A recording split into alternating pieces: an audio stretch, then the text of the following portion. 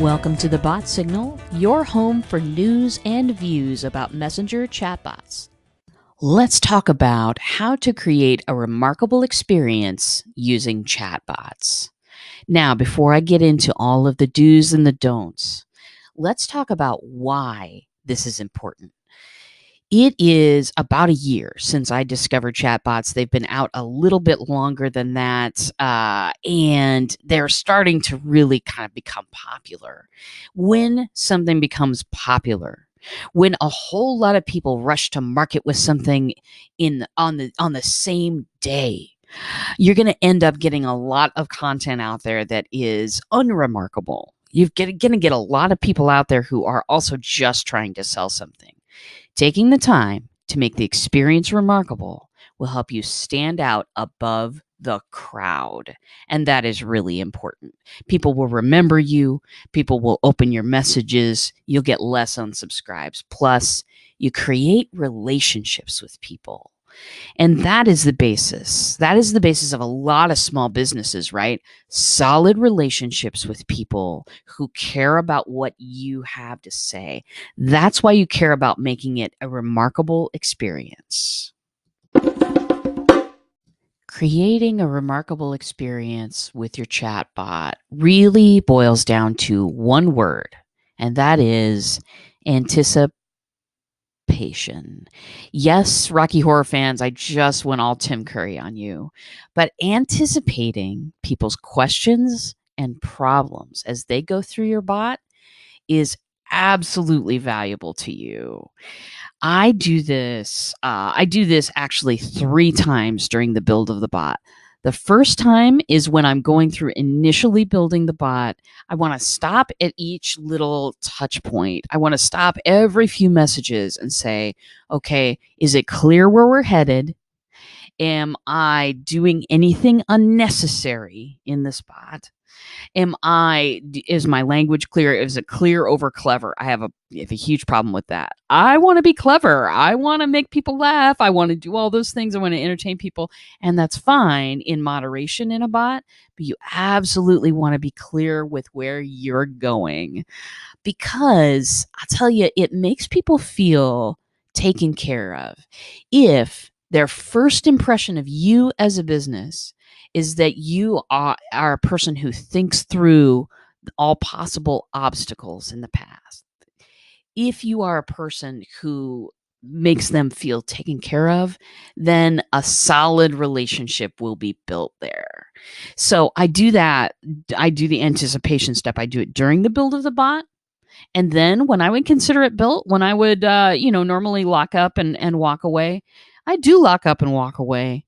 And then 2 hours later, or 3 hours, or whatever is my workday, I go back and I open it up again and I look at it and I try to look at it from my potential connections, from their shoes, and I walk through it with new eyeballs.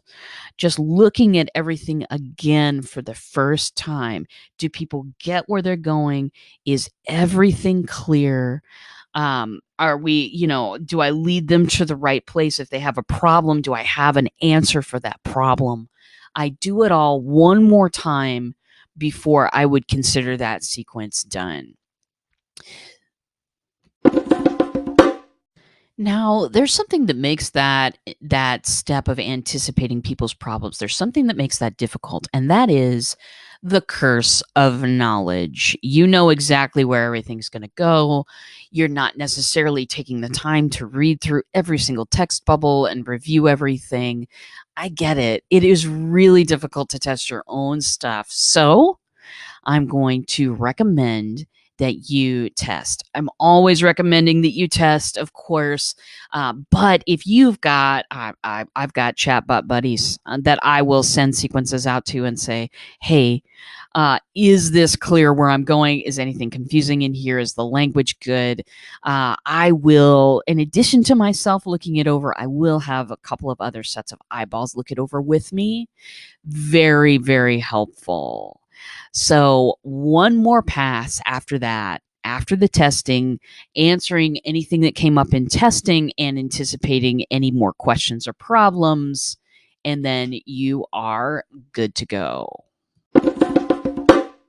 Finally, there is a promise that I have clients make when we start to work together, and that's that they will spend 20 minutes a day inside the chatbot answering people's questions, making sure all their growth tools, that's ManyChat that we use, making sure all their growth tools are good.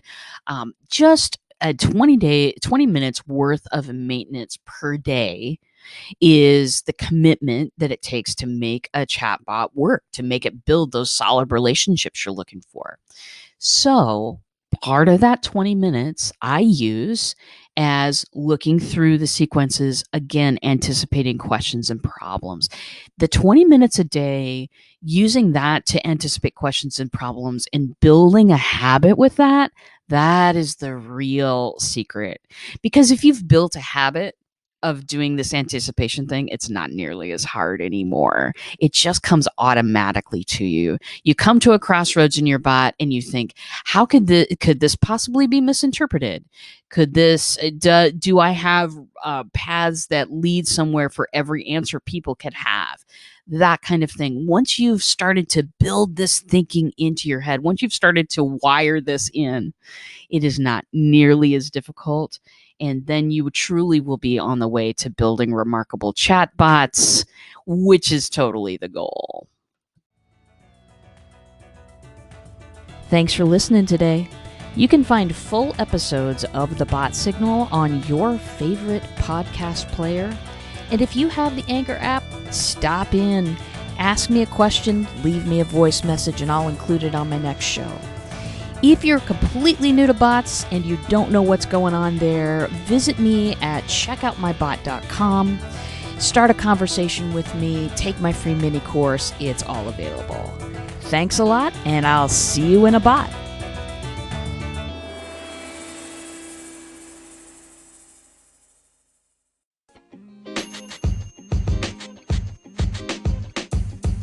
The podcast you just heard was recorded with Anchor. If you want to make your own, download the Android or iOS app completely free from anchor.fm/podcast. That's anchor.fm/podcast.